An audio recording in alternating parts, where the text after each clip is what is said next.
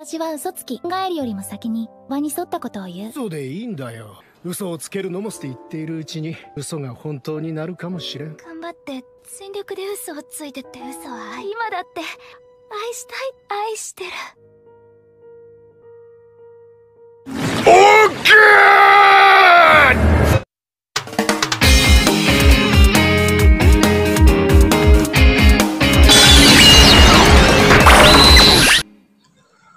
Ohayo gozaimasu, konnichiwa, konbanwa, wada kuroren.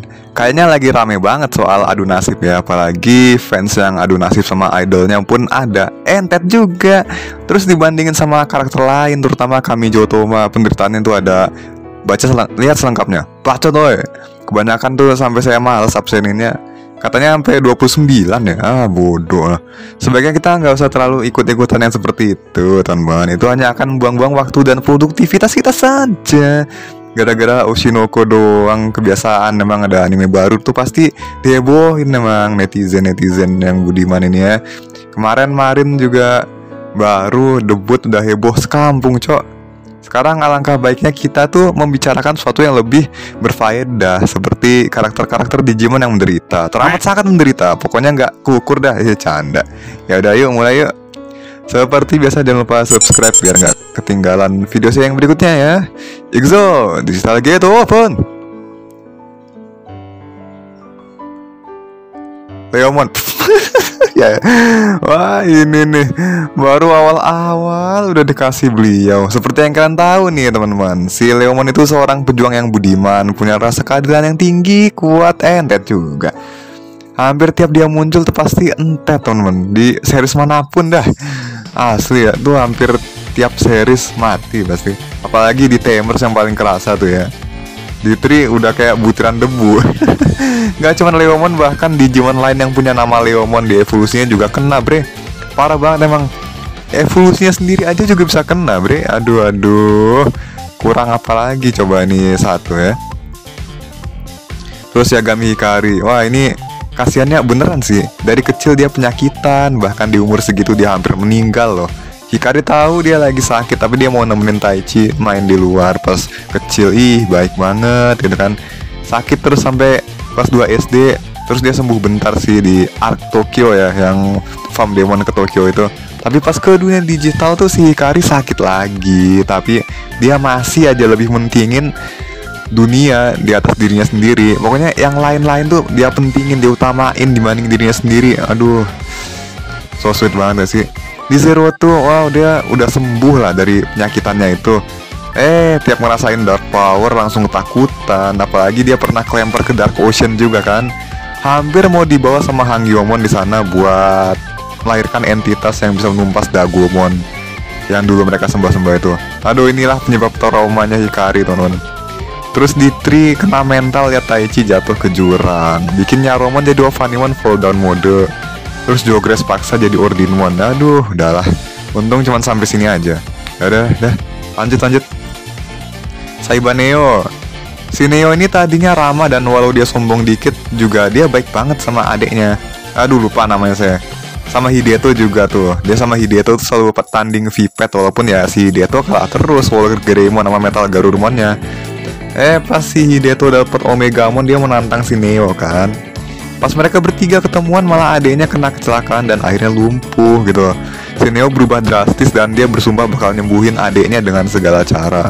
Ujung-ujungnya dimanfaatin sama Demon. Pas dia ngesabotase Demon pakai Arcadimon pun juga sebenarnya semua udah direncanain sama Demon gitu, biar dia bisa jadi super ultimate.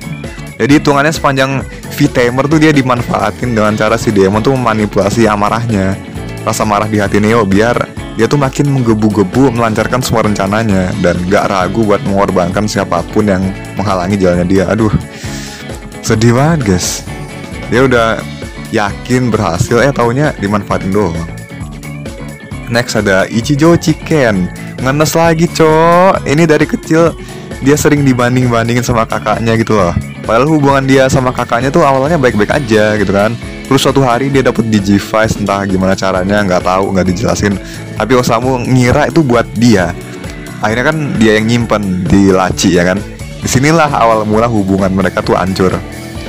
Dan penasaran dan ambil Digivice-nya. Cuman mau lihat aja, tapi kan Itu dia nggak tahu apa-apa soal Digivice. Saya malah nggak sengaja ngebuka digital gate di komputer di kamarnya gitu kan.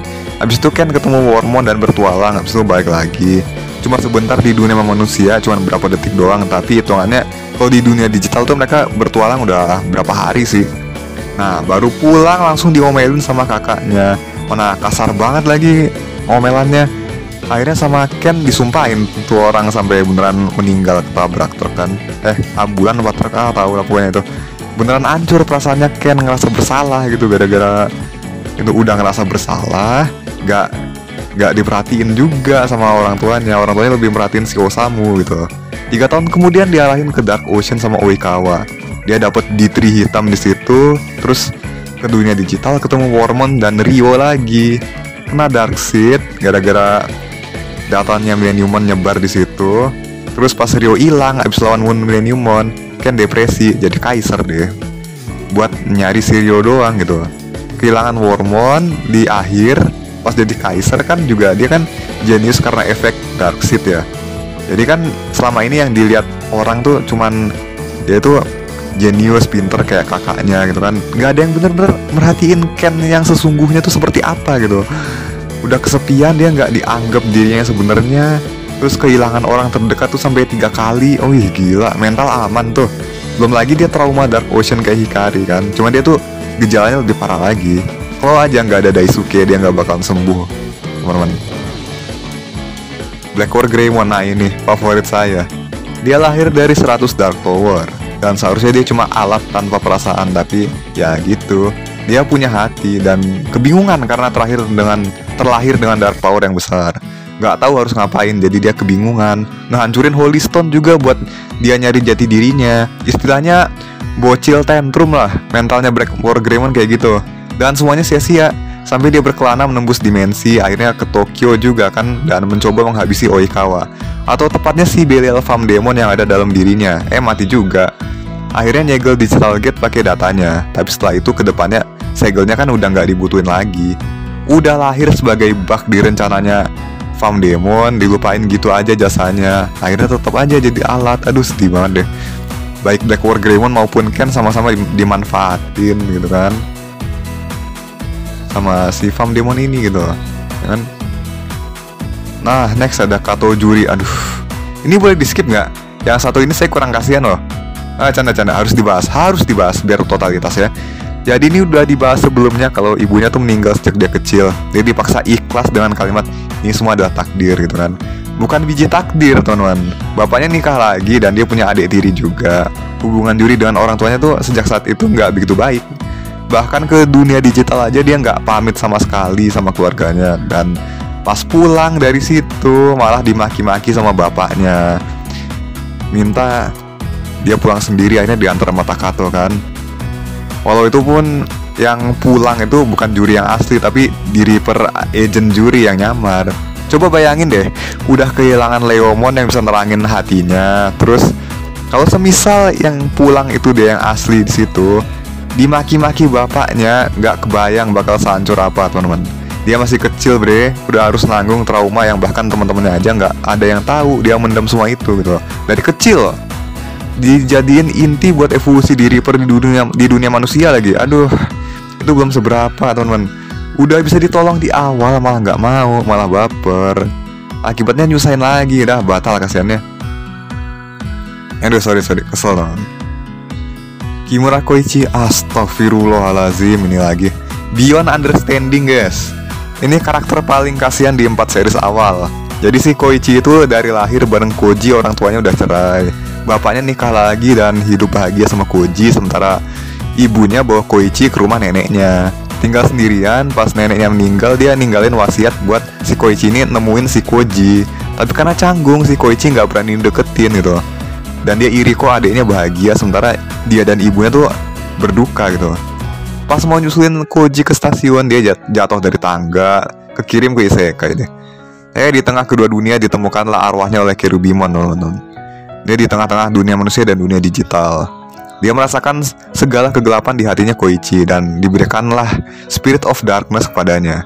Jadilah Duskmon, disuruh buat ketemu Koji di pertarungan, hampir bunuh Koji, dan gak sampai di situ juga, karena dia nggak punya tubuh, Digicode-nya nggak keluar, ya kan, cuman arwah doang di situ. Dan dia tahu kalau dia pulang mungkin dia nggak bakalan ada di situ, karena dia udah entet gitu. Di dunia manusia tuh dia tinggal mayat aja gitu. Jadi tumbal buat bikin Susanoo-mon lagi, aduh, kurang kasihan apa lagi coba? Gak ngerti lagi pak. Keajaiban sih dia bisa hidup lagi di ending.